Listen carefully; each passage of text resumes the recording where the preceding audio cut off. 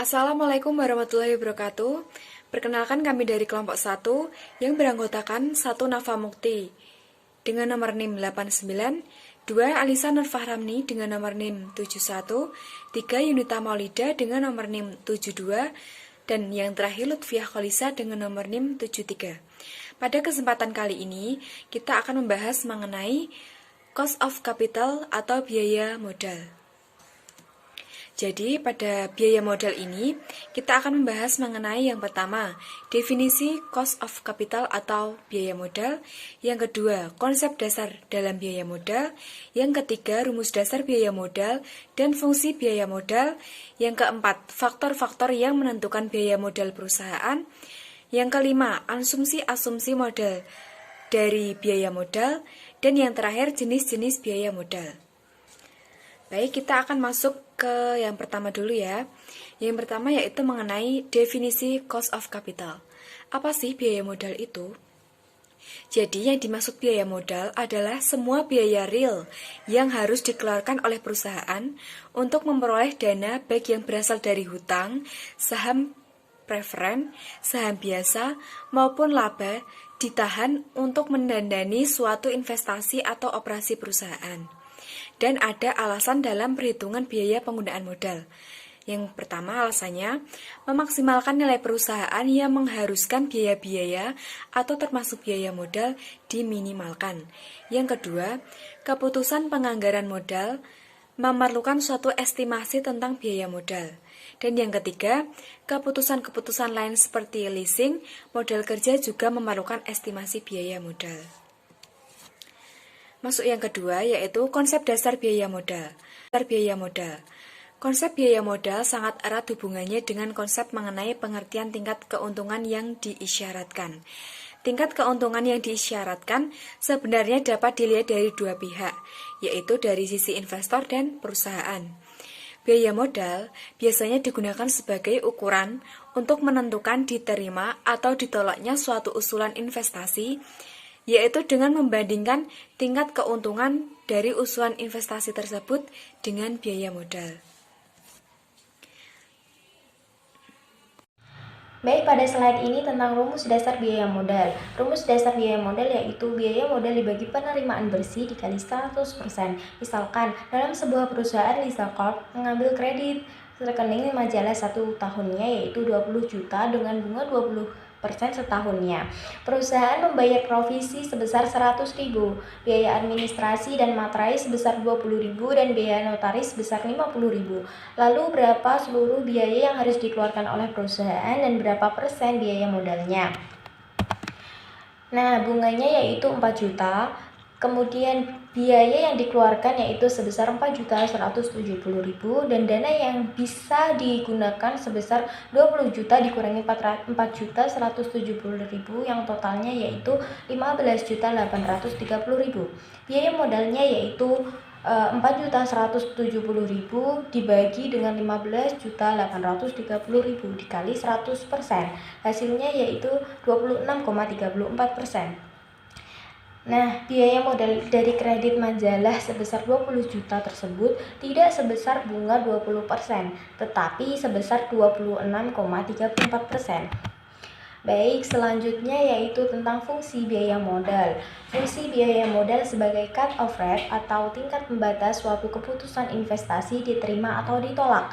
Suatu investasi diterima bila keuntungan yang diterima bisa menutup semua biaya modal yang dikeluarkan. Keputusan investasi merupakan keputusan jangka panjang dan biaya modal sebagai tolak ukur diterima atau ditolaknya investasi tersebut. Oleh karena itu, yang perlu dihitung biaya modalnya adalah sumber dana yang jangkanya panjang. Bisa berfungsi juga untuk menghitung nilai perusahaan dan menentukan apakah aktivitas perusahaan layak untuk dijalankan. Selanjutnya, ada 4 variabel penting yang mempengaruhi biaya modal perusahaan. Antara lain, 1. Kondisi perekonomian secara umum menentukan tingkat pengembalian bebas resiko. 2. Kemampuan pemasaran sekuritas. Artinya, perusahaan semakin meningkatnya kemampuan sekuritasnya, maka tingkat pengembalian yang disyaratkan perusahaan akan menurun. Akibatnya akan menurunkan biaya modal perusahaan. 3. Keputusan operasi dan keuangan yang dibuat manajemen. Artinya, apabila manajemen menerima investasi dengan tingkat risiko tinggi atau jika mereka menggunakan hutang dan saham preferen secara ekstensif, maka risiko terhadap perusahaan akan meningkat. 4. Jumlah pembiayaan yang dibutuhkan. Artinya, permintaan untuk jumlah modal yang besar dapat meningkatkan biaya modal perusahaan. Materi selanjutnya mengenai asumsi model dari modal biaya. Asumsi ini dibedakan menjadi 3. Yang pertama, resiko bisnis bersifat konstan. Resiko bisnis merupakan potensi tingkat perubahan return atas suatu investasi. Tingkat resiko bisnis dalam suatu perusahaan ditentukan dengan kebijakan manajemen. Yang kedua, resiko keuangan bersifat konstan. Resiko keuangan merupakan suatu peningkatan variasi return atas saham karena bertambahnya pemanfaatan sumber pembiayaan hutang dan saham. Yang ketiga, kebijakan dividen bersifat konstan. Artinya, asumsi ini menyatakan bahwa rasio pembayaran dividen atau laba bersih juga konstan. Pembahasan yang terakhir, yaitu jenis-jenis biaya modal. Yang pertama, biaya individual dibedakan menjadi 3. A. Biaya hutang modal. Biaya hutang yaitu cost of debt adalah biaya yang ditanggung perusahaan karena menggunakan sumber dana yang berasal dari pinjaman.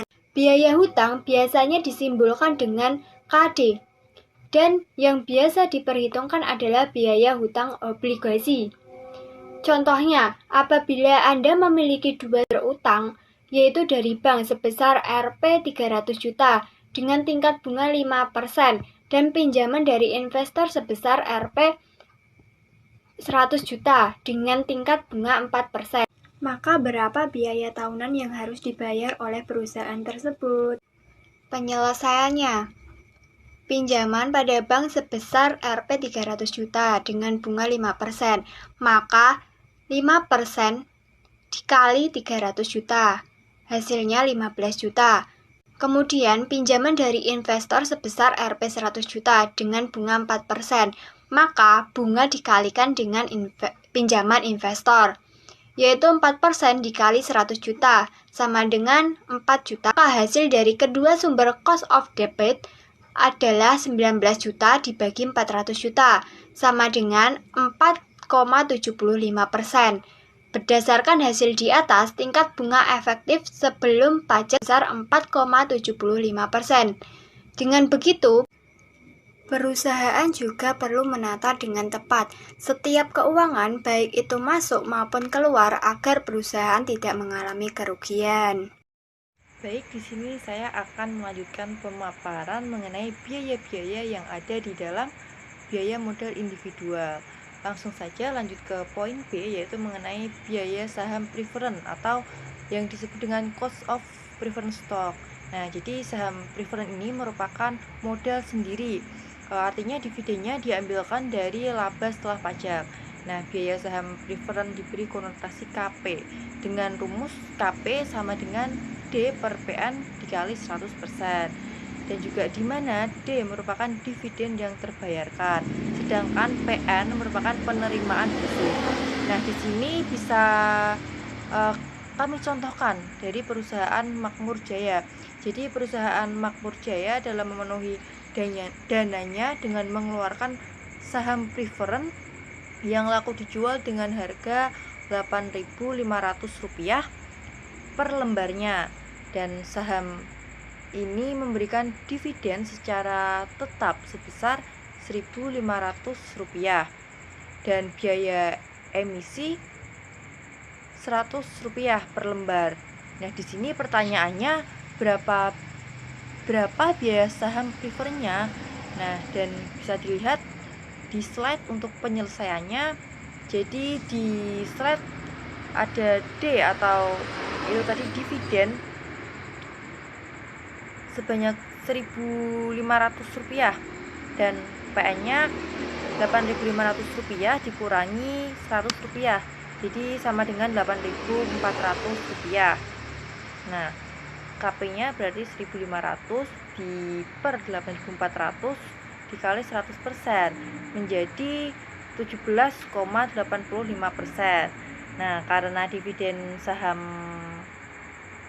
preferen dibayarkan dari laba setelah pajak, maka biaya modal preferen tidak perlu disesuaikan dengan pajak. Nah, dan artinya biaya modal saham preferen ini sebesar 17,85% setelah pajak. Biaya hutang dan biaya saham preferen sudah, kini lanjut ke poin C, yaitu mengenai biaya modal saham biasa atau yang disebut dengan cost of common stock. Nah, apa sih biaya modal saham biasa itu? Jadi saham biasa adalah surat bukti kepemilikan perusahaan yang tidak memiliki hak-hak istimewa dan dirumuskan dapat dilihat di slide, yaitu KC sama dengan D1 P plus G. Nah, di mana KC-nya itu merupakan biaya modal saham biasa dan D1-nya adalah dividen yang dibayarkan. Sedangkan untuk P merupakan harga pasar dan G pertumbuhan dividen. Nah, dicontohkan pada perusahaan Bintang Perkasa. Jadi perusahaan tersebut mengeluarkan saham biasa yang laku dijual dengan harga 8.000 per lembar dividen. Nah, rencananya akan dibayar sebesar Rp1.000 per lembar dengan pertumbuhan 5%, maka biaya modal saham biasa ini dapat dihitung seperti yang tertera dalam slide ini. Jadi D1 ada Rp1.000, sedangkan P atau harga pasarnya itu adalah 8.000 dan G-nya atau pertumbuhan dividen ada 5%. Dan penghitungannya KC sama dengan 1.000 per 8.000 ditambah 5% dan jadilah hasilnya 17,5%. Dan dividen saham biasa ini juga dibayarkan dari laba setelah pajak, sehingga hasil perhitungan tersebut merupakan cost of capital setelah pajak dan tidak perlu lagi disesuaikan dengan pajak. Lanjut ke poin kedua, yaitu mengenai biaya rata-rata tertimbang. Nah, suatu proyek investasi itu tidak hanya menggunakan satu sumber dana, akan tetapi dapat menggunakan beberapa sumber dana dalam satu waktu ataupun dapat menggunakan berbagai sumber dana sekaligus. Dapat dilihat gambar yang ada di slide yang kami tayangkan. Di situ ada perusahaan Bima ya.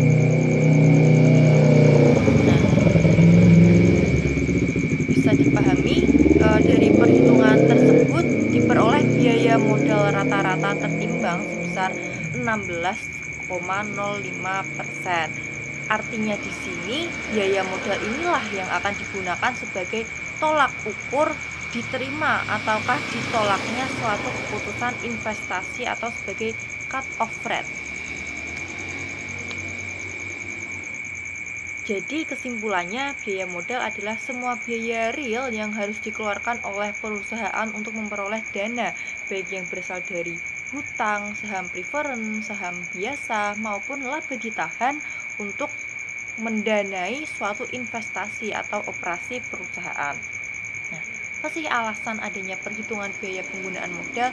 Jadi di sini untuk memaksimalkan nilai perusahaan yang mengharuskan biaya-biaya diminimalkan. Contohnya itu ya termasuk biaya modal itu sendiri. Juga ada keputusan penganggaran modal atau capital budgeting yang memerlukan suatu estimasi tentang biaya modal. Dan juga ada keputusan lain seperti leasing, modal kerja, itu juga memerlukan estimasi biaya modal. Nah, sedangkan untuk fungsinya, biaya modal sebagai cut off rate atau tingkat pembatas suatu keputusan investasi diterima atau ditolaknya. Juga ada faktor-faktor yang mempengaruhi biaya modal, yaitu kondisi perekonomian secara umum, kemampuan pemasaran sekuritas perusahaan, keputusan operasi dan keuangan yang dibuat manajemen, serta jumlah pembiayaan yang dibutuhkan. Nah, asumsi model dari biaya modal itu antara lain ada risiko bisnis yang bersifat konstan, risiko keuangan bersifat konstan, dan kebijakan dividen yang bersifat konstan. Nah, contohnya itu seperti biaya hutang, biaya saham preferen, dan biaya modal saham biasa yang tadi telah kami paparkan sebelumnya. Dan juga yang lainnya ada biaya modal rata-rata tertimbang.